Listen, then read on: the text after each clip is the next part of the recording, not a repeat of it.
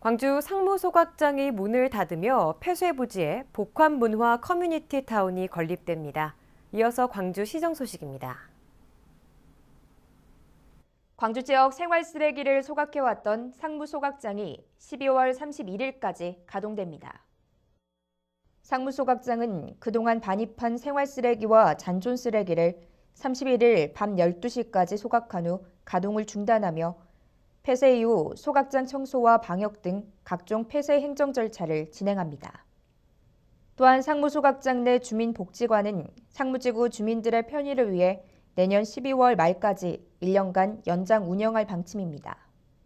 앞으로 상무소각장이 폐쇄된 부지에는 복합 문화 커뮤니티 타운을 건립해 교육과 문화, 복지시설 등이 어우러진 편리한 문화 공간을 조성할 예정입니다. 내년 1월 2일 가연성 폐기물 연료화 시설 가동을 앞두고 광주시가 쓰레기 분리 배출을 철저히 해줄 것을 당부했습니다.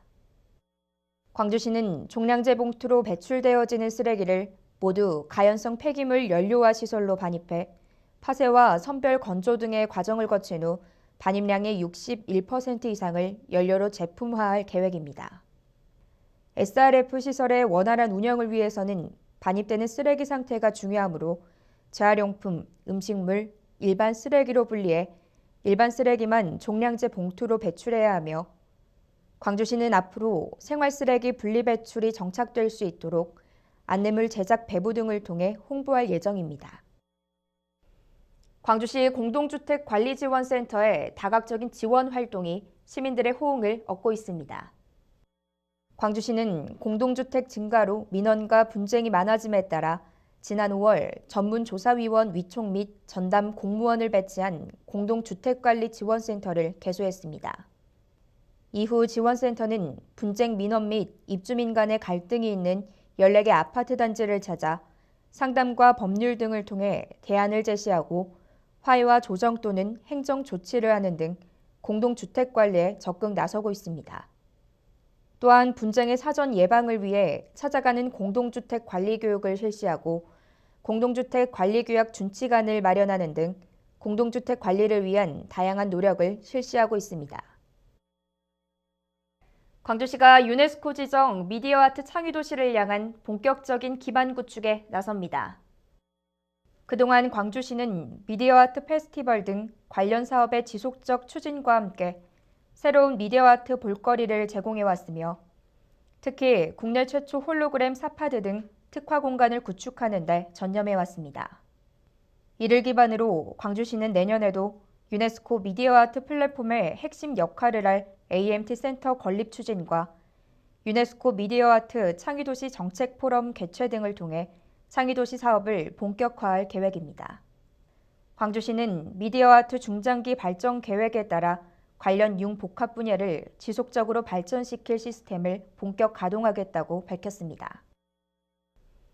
광주 시내버스 노선이 102개로 확대 개편됩니다. 광주시는 도시 외곽 지역의 교통 불편을 해소하고 시내버스의 새로운 수요를 창출하기 위해 급행버스를 포함해 4개 노선을 신설하고 45개 노선을 변경 및 통합, 분리했다고 밝혔습니다. 개편 내용을 보면 신규 택지 지역에서 주요 경제생활권 연결을 위해 수안지구에서 효천지구 등의 노선이 신설됐으며 대중교통 소외 지역인 용봉지구와 석곡동에도 노선이 새롭게 보강됐습니다. 광주시는 이번 개편안에 대해 내년 1월 버스 정책 심의위원회 심의를 거쳐 분야별 세부 추진 방안을 마련하고 단계별로 추진해 나갈 계획입니다. 광주시가 깨끗한 하천과 쾌적한 도시 환경 조성을 위해 내년부터 물순환 선도도시 사업을 본격 추진합니다. 물순환 선도도시 사업은 훼손된 물순환 시스템 복원을 주요 목표로 저영향 개발 기법을 통해 도로 등 빗물이 침투할 수 없는 곳을 침투할 수 있도록 변화시키는 사업입니다. 물순환 정책 및 제도 개선 방향이 설정되면 광주시는 상무지구의 물순환 선도도시 시범 사업을 추진하게 되며 총 사업비 295억 원으로 2020년까지 추진합니다. 시범 사업 주요 내용으로는 투수성 포장과 옥상 녹화 등이 설치되며 이후 단계별 시행 계획에 따라 도심 전역으로 확대해 나갈 계획입니다.